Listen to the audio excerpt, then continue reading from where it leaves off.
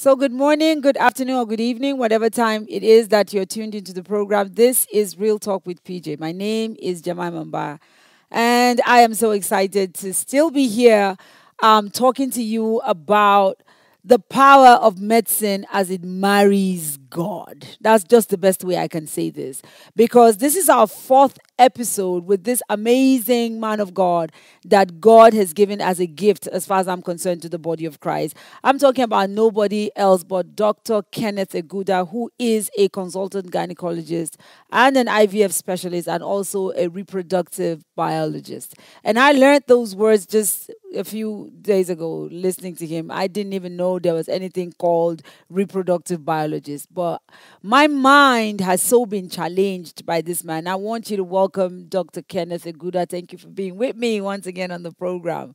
And today I want us to talk on something that is really sensitive. As a pastor, I happen to have people, you don't choose your members, right? People come, they believe in you, they sit down, they listen to you. And then as time, gets on, you get to know them. And then I find that there are a lot of women not married at the age that they should. Some are 40, some are 50. I have women who are past 50 who are not yet married.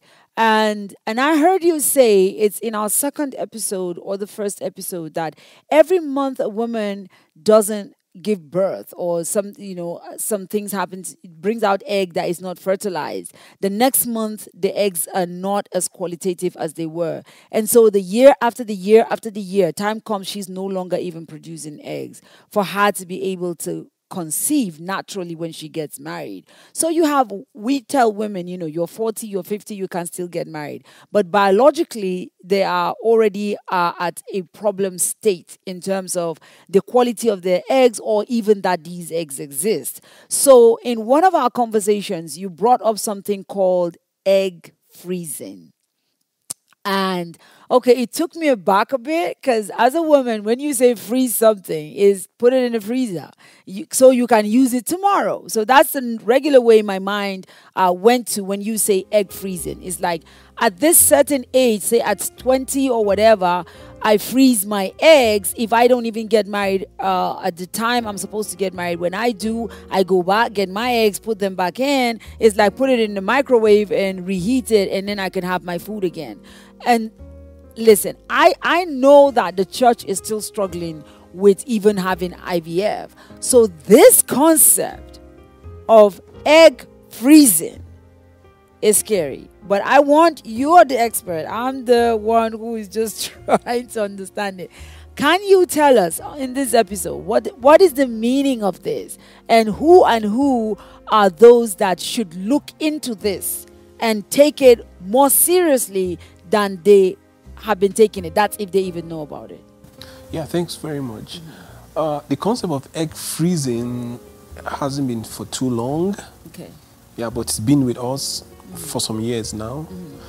It is common. It's a common phenomenon in the European society, in countries like the Netherlands, in Belgium, and some of these places. There you have a peculiar characteristics. Life is well planned. So from the day you get into college, you know when you're going to get through with college, you know when you're going to get a job, and you can extrapolate how far you want to go with the career. All right. And you can also put a mark to it as at when you want to have a child. Okay. I don't want to use the word marriage now. Okay. Yes, I don't want to use the word marriage. Okay. When you want to have a child. Okay. Yeah, because the concept of marriage is changing a lot now. Yeah, but then maybe we're trying to keep it traditional down here in Africa or in Nigeria. So you probably want to go into politics or want to get to the peak of your career before because childbirth can be very distracting. Yeah. Tell me about it. And for some people, they blame their slow progress in the social sphere to childbirth and family life. So she wants to be the man herself. She wants to be like the man rather. She wants to be equal to the man in the society, and that she wants to earn her own vision. And so she probably wants to get married when she's 40. And then when you are 40, already you have the quality of eggs have so dropped, the number of eggs you have left is minimal, and the chance of getting pregnant is low. And when you get pregnant with your eggs at 40, usually from 37, 35 to 40, the chances of having babies with so much abnormalities is very high. So what do? They seek the counsel of a reproductive biologist or a reproductive gynecologist, and as regarding what to do. Now you are in college at 22, 25, 26. You could decide to freeze your eggs. Okay. So when you get to the point of having to have a child, you use the eggs that you've frozen at the age of 20, 20 something, with the sperm of your partner. You could have a healthy baby, no matter the age, whether you are even 50, so long as the regulations of the country permits a woman getting pregnant at 50. And then you're going to have a healthy baby. Then if you bring back to Nigeria, for instance, where life is a little bit disorganized, you get a child into school, he doesn't know when he's going to get out of school. True. You know, you get out of school, you don't know when the next job is going to come. True. Life is so unplanned. And so men are also not getting married because they don't have the wherewithal to manage a woman. So what should a woman do? She can only wait until whoever is right comes. And all the period of waiting may take a toll on her reproductive potentials. So those can actually be good period of having them also know about the option of freezing their eggs. So when a man comes late, or when they decide to get pregnant, when they decide to have a child, they could have quality eggs with good potential to forming healthy babies to be used to achieve pregnancies. You know, because few times I go to marriage ceremonies, wedding ceremonies, and when the pastors are preaching all they are preaching and are marrying all the couples they are marrying, I have things running around across my brain. That's true. How old is this girl? How old is this man? Would she be able to get conceive pregnant naturally, quickly? You know, and all that. And sometimes these marriages end up on my table. Whoa. I go to church, in quote, I see a pastor make a mistake in the name of God. Wow. By not counseling because of lack of knowledge. True. And old couples are formed. True. Then now they end up the next month or the next year on a gynecological table for consultation for aging-related infertility. And then they have to use donor eggs. How would it have been if she had her eggs frozen so many years back? Then would the husband actually accept that? Yeah, guys need to know this too. Yeah. That it's a way of preserving fertility. That's right. So they don't criticize and reject the woman. Yeah, because let me tell you, I've spoken to some single ladies, and the biggest fear that they have, there are some women who are liberal in their minds. Quite a number now are liberal in their minds. But they're scared that the person they would get married to might not accept how liberal they really are. Oh, yeah. To be able to say, you know what, I froze my eggs. You did what? What are you talking about? You bought it in Exceptional, or you bought it where? Eggs came out of your body, you went, you froze it. Because it's not just talking to the woman right now. If you have a girl at 20, 25 who understands, she's listening to this program, she calls you, Dr. Ken, please freeze my eggs. And then when she's 30, she gets a man, and then he says, I'm not using no frozen eggs. If you don't have fresh food, I ain't eating. That is another problem. Because you still have African men saying, I want my soup. My soup must be fresh. I don't want any soup from the fridge. When they buy a cheese soup, they go fridge. Yeah, they say pregnancy, they go fridge. You know, so it's that, there's that problem as well. So Whoa. This is the way I see it. You have excess money and you keep it in the bank. True. And you use the money when you need when it. you need it. That's just how it is. When you need it. And you know, nature is so wasteful. Say it again. Nature is so wasteful. How does the girl feel knowing that at puberty she had close to 400,000 eggs, only to be told at 40 she has no eggs? What happened to all the eggs? They were wasted by They nature. were wasted by nature. True. You understand? They are wasted by nature. So can't we just help nature a little? Yeah. By preserving these eggs. Yeah.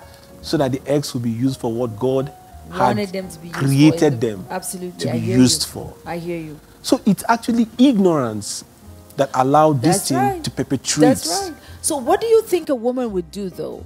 If a woman gets married and then the guy says, I'm not, she says to him, I might not have good eggs right now, blah, blah. So I froze my eggs. So even when we get married, whatever happens, I have frozen eggs. And then the guy says, I'm not marrying you.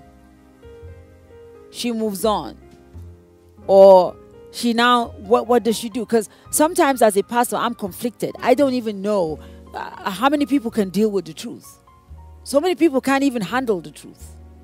They can't handle the fact that I am going to marry this person. So when people say, I love you, oh my word, how so far away from love they are is unbelievable. Because when I'm marrying this person because I love this person. So this person is honest enough to tell me that I know what nature can do, so I froze my eggs. And then you say, just because it's frozen, it's not coming from me, or just because it came out of the freezer, it's not going to be our own child.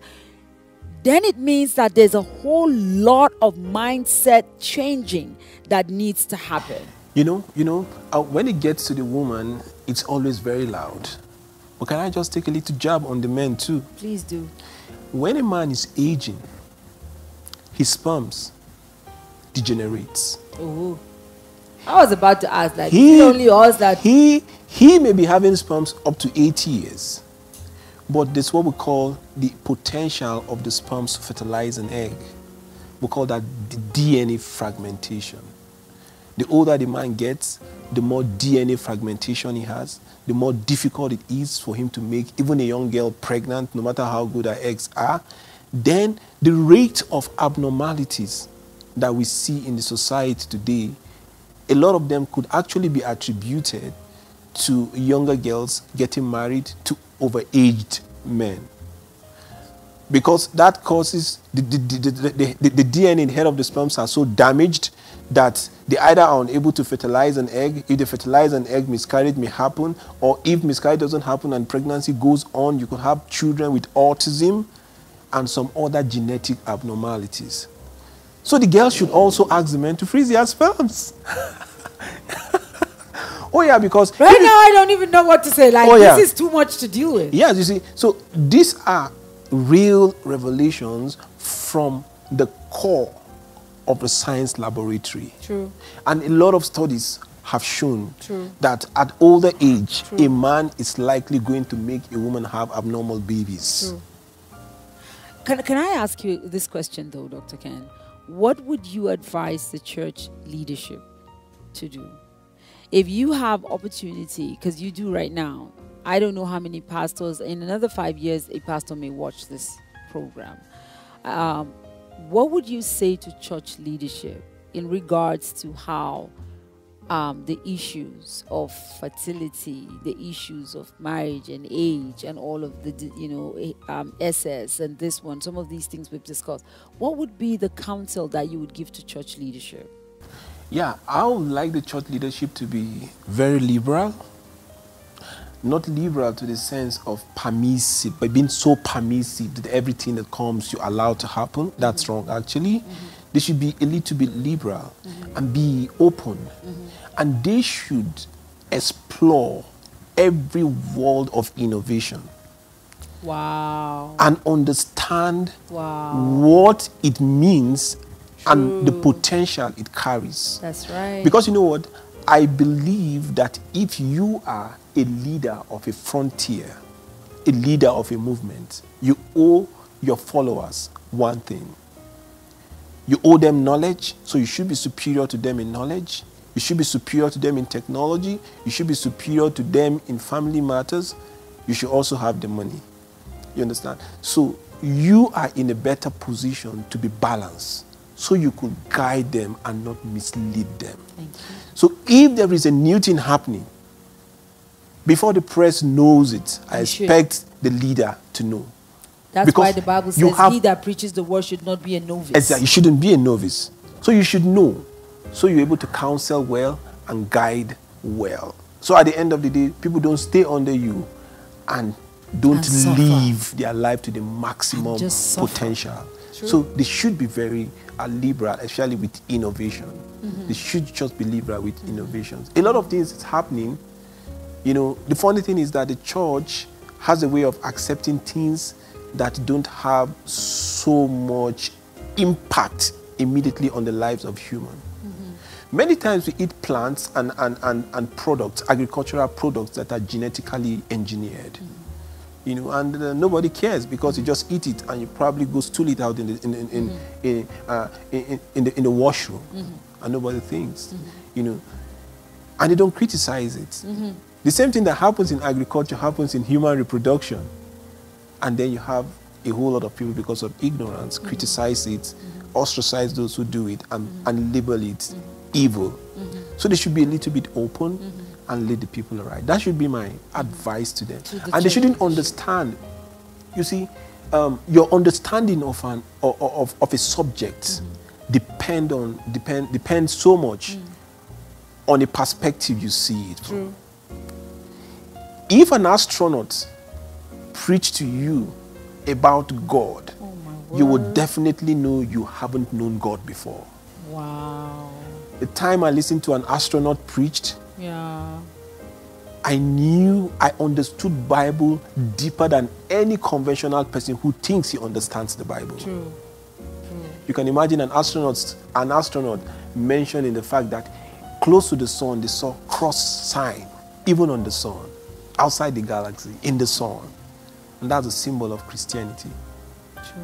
You understand? That makes Christianity more real to you, because it tells you that this symbol you see, it doesn't just fall from the blues. True. God has the imprint of these symbols on even The planets. on the planets. My word. So he preached because he had seen the world from Another outer perspective. space. Absolutely. Absolutely. You see, and then he was like, "Hey, keep talking to me. I need to know more of this." True. True. You know, True. from the Bible, we get to understand that there are some parts of the Bible that you say that the earth is in a sphere. In the book of Job, for instance, it's spherical, because then there were times that you think you would sail until you fall Go to down the a end cliff. of- the end of the earth. But it's with time. Like the gods must be crazy. Guy went to look for where the end of the world is. Yeah, you know. But with time, you get to discover that it's spherical. But then it's been talked about in the Bible. But how many people realize it? It was only when sailors and explorers, ocean divers and whoever they are, decide to explore the world and discover that they got back to the same place they started, and they realize that, oh, this thing is fair. But it's written in the Bible, in the book of But Job people somewhere. don't read it though. Oh yeah, people don't read it. So you see, People don't read it. I will expect that the leaders of frontiers should understand life from a lot of perspective and be open to scientific innovations, and making people not to access scientific innovations. And I'm a gynecologist. I've been taught a lot about women, and I know that the reproductive rights of women, anyone who stops a woman or who hinders or prevents her from accessing scientific innovation has violated her fundamental woman reproductive rights, and that's a crime. That's a crime. In other words, what you're saying is, if a husband says, the woman says, I don't want to stay barren, I want to have a child, I want us to go do an IVF, and then he says, because I'm your husband, I deny you of that right, he has violated her fundamental human right. Perfectly. And she has every right under the law to go get herself a donor. Okay, so the church not going to accept that. Yeah. The church is not, listen, somebody's coming after you with some scriptures, right?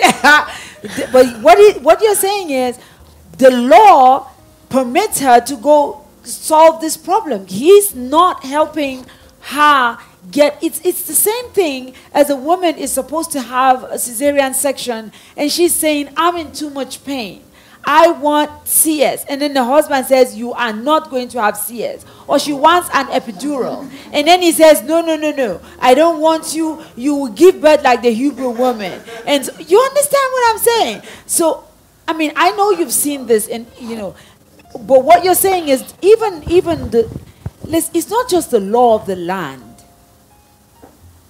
God does not expect you to ever come to the place where you will take the authority or the relational authority you have over with someone and put it on the table and use it to dice that person's life. I remember on Real Talk, I talked about violence in marriage. And I talked about all kinds of violence. And a man would beat up his wife, break her hand, do whatever, and then she goes to the pastor, and then the pastor would say, I don't have the right to divorce, to make you guys get divorced. God hates divorce. So ki hakuri, ki koma, go back and sit down in the. I brought in a lawyer here, Barrister Rhoda Sadus. I mean, that woman is, I don't know, this guy was screaming at the top of his head, wouldn't even manage the camera really well when this woman was talking about what that woman needs to do. And she's a woman whose younger sister was killed by her husband. He threw her over the third-story building and bashed her brains out because the father didn't believe in divorce. So they kept her in that house until the man killed her. And I am that pastor who would say to you, I will go with you whatever you want to do. You're the one who is living with this man. And this is, you don't like it, get out. And the best that I can do is to stand with you when the whole world is standing against you. And you don't want to know how many people just write me, say all kinds of things. Why are you encouraging divorce? There is a woman that came to me wearing diapers. For 9 years, the husband would not sleep with her through her vagina except through her anus. And it tore. And she now doesn't even have control over poo.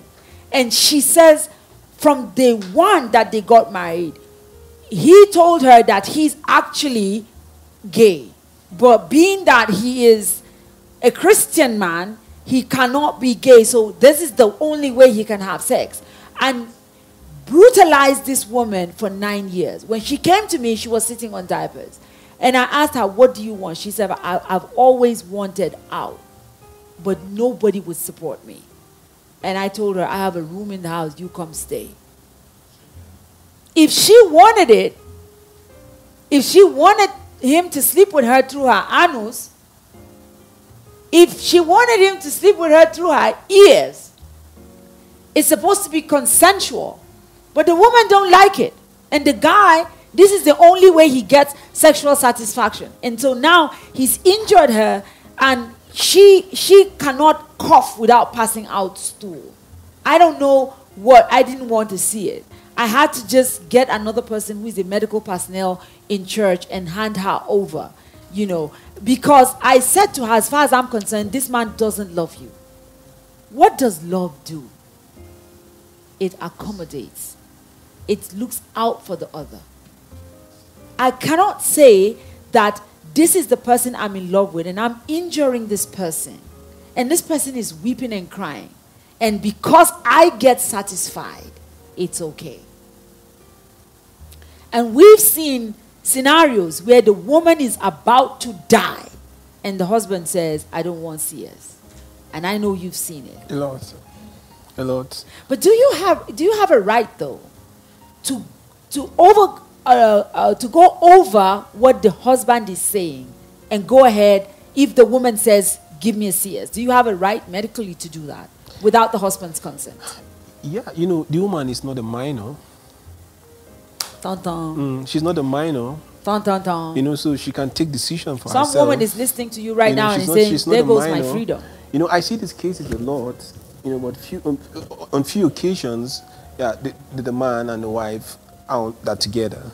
you know, and decision for CS is clearly written everywhere, and the baby is not forthcoming, the head is not the cervix is not dilating, the head is not descending, and they still, you know, you say, let's take out this baby. You've spent a lot of time in labor and it's not making progress. Poor progress, we call it.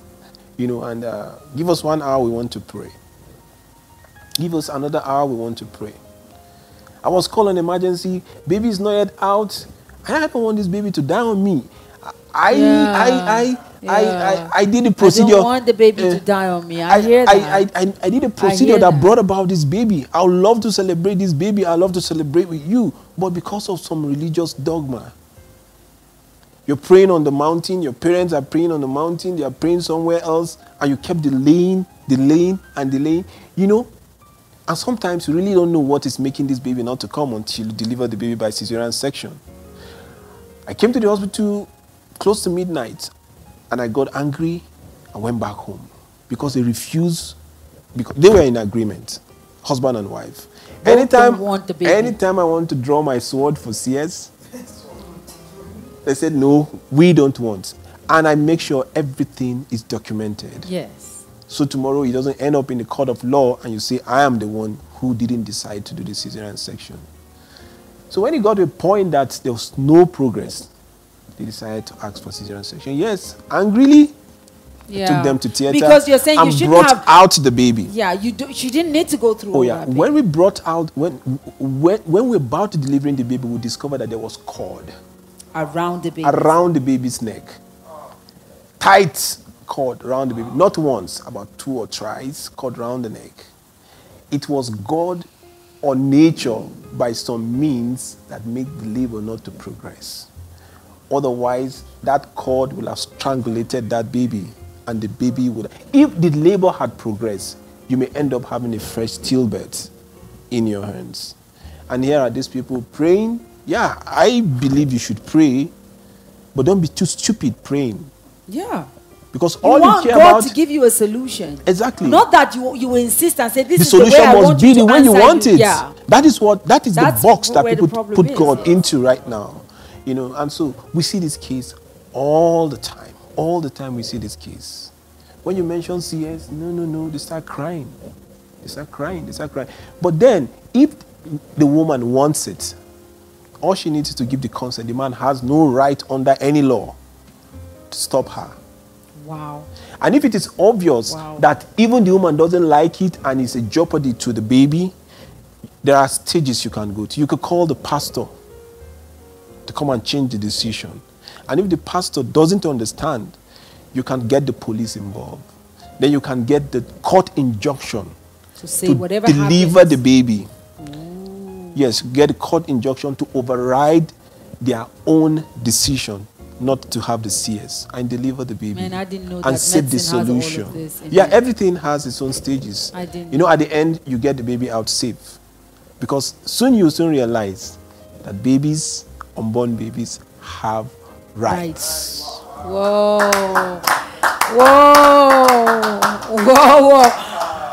Okay, everyone, I don't know how I can thank Dr. Ken enough for all the information that you've given us in these 4 episodes. I just want to say, keep at it. The church may not get it right now, but like you said, everything that is new will always face opposition. But the people who are doing the right thing have to have enough stamina to just stay at it until people understand it. I would like to say to pastors, we would put a number, a Dr. Ken's number or any number he gives to us. You want him to come, just talk to him even if you want to privately. Stuff you don't understand, because the lives of people is actually in your hands. And you have church members you're responsible for. So you cannot take your own ignorance and whatever it is that you feel is your belief system and force it on your people. If you need him to be in your church, to give you understanding, talk to some couple, talk to people, to bring them, he's a believer just like you. So, I mean, that number is the number you will call. And you will be able to get the help to your people that they need. But peradventure, you are someone listening to us, and you happen to be under some kind of shepherd who doesn't even know exactly what it is that he's doing, you have heard it. There is no devil in this situation. We've had 4 episodes, and there is nothing that's given glory to the devil in all 4 episodes. You've heard how God is coming through science to help people, and it is still God working behind the scene. It's still God. You need 10,000 naira, and God puts in the heart of somebody to give you 10,000 naira. It's God. He finds you an idea that gets you 10,000 naira. It's God. I want you to understand that if you stay where you're at in the problem that you're in, and you refuse to get help, or you go to some quack who don't know nothing about what he's doing.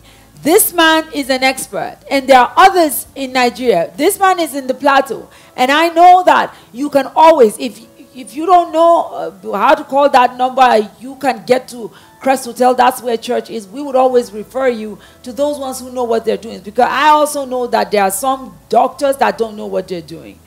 But we are blessed to have someone who's a child of God and who is that impactful in the world of IVF and reproductive biology. To be able to just be a brother to you means that he's not just in it for the sake of it, but being able to help you to get. I've seen situations where he did stuff for people almost free, and sometimes completely free, because they can't afford it. Now, and I'm going to tell you, I'm not telling you this so you go to his hospital and just say, Pastor Jemima said you do it for free. He don't do it for free. He pays people to other people to do. So you get some money, make some money, and stop lazing around and saying that you're praying. Make some money and be able to bring the help that you know that you need. I mean, I thank you for your time and for watching and all the episodes. I will encourage you to go back and watch over and over again, because there's something you think you heard, you didn't hear. But let me round up by saying, you're a woman, you're in your 40s, in your 50s, in your whatever, and no dude coming around you. Go get yourself some egg to freeze. Find out how he can get you some eggs. And then you freeze those guys. And then when you're ready to have them, you go ahead and have them. You know I love you. This is Real Talk with PJ. And I will always tell you the way, I feel it. I don't know how to sugarcoat. I don't know how to be diplomatic in saying it. That's just the way it is. Thank you for your time. I love you. I'll see you again.